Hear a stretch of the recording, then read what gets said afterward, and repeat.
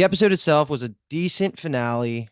It didn't really change my overall ratings of the show as a whole. Like it didn't blow me out of the water. It wasn't a crazy finale, but it also wasn't like one of the worst episodes of the season. I mean, we got to see Zeus, who I'm so dumb for not remembering that it was announced months and months ago that Lance Reddick was going to be playing Zeus, who I love. R.I.P. to Lance Reddick. He passed away very recently. That's why they did the dedication at the beginning for him.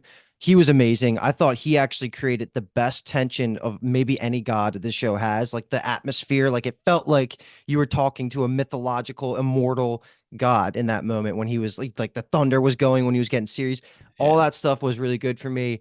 But all my complaints are just it's going to be rehashed from previous episodes on our coverage. Like everything needed more time. If you added 10 more minutes to the Luke conflict and then 10 more minutes to the Ares conflict, both would have been much better. They just felt so quick. Even though I liked what little we got, it wasn't enough for me to feel like it was all fleshed out and it was so satisfying. It was just cool in the moment, like especially Luke. I wanted so much more of him in this season, and it just felt like I don't know. Was it editing that they kept cutting things down? Did they just not feel like they can expand on the dialogue between everybody to make us feel more satisfied?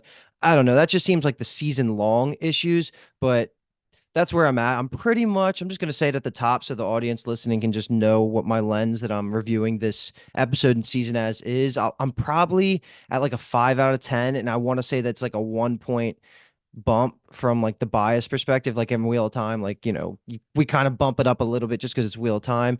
I feel like maybe it's really like a 4 out of 10 or something. I don't know, maybe 5 or 6. I'm pretty much right in the middle of this of the scale. It's nothing awful. Like CGI still looked great for me. It's just I didn't love the soul of the show, and that hasn't really changed since like the middle of the season, unfortunately. Once it started going downhill and the hype, even around the internet, started to die a little bit. But where are you at? Because I'm like around like a 5 or 6 because of the little bit of a bias, like because we read the books and we had that attachment. But where are you at?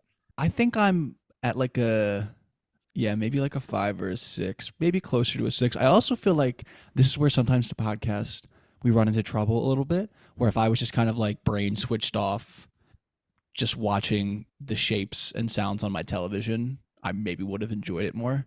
Mm-hmm. Of like maybe not even engaging on the internet, just like Percy Jackson, Toodaloo, Toodadum, just kind of watching it along type of deal. And yeah, it's tough because like you said, I enjoy the Luke stuff. I liked Zeus. I enjoyed Poseidon.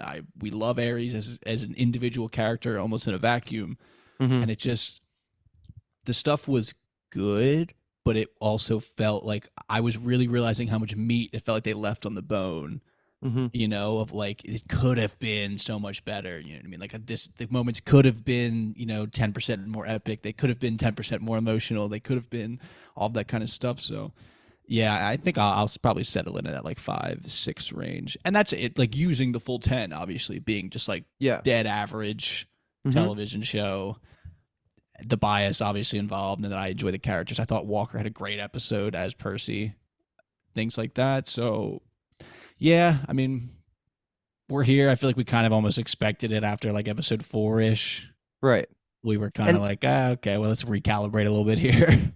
I think we were even slower to sour on this show than the internet was. Like Yeah, we were an episode or two later, but now the more I see, the more talk I come across, I kind of find myself in agreement with all the film bros or even the casuals that are putting stuff out there. Like yeah, it's all kind of really valid criticisms for the show. I still love the cast, like them promoting themselves. Like you could tell there's the passion there. Obviously, Rick, the writer of the books, is involved, so that's still there. Like there's room to grow, but I really hope they take the criticisms, especially with the run times, like to yeah, heart. Because, geez, man, that like I can't remember the last show that suffered so much from lack of screen time for like modern season televisions. Like it's been a really long time since I can notice you add 20 minutes to every single one of these episodes. We're probably adding 2 or 3 points on the scale if it was done right. And that's what's just such a shame because it was right there and it just felt like it wasn't satisfying enough for me to really walk away and start recommending this to people. I'm happy I watched it. I just don't necessarily see me watching it again, maybe in prep for yeah. season 2, but that's about where I'm at. It almost feels like, and I know I struggled if it was last episode, 2 episodes ago, of like putting the right words to it, but it's almost like this is like the storyboard that they showed Disney. Like this is the skeleton of the show we'll make. Mm-hmm.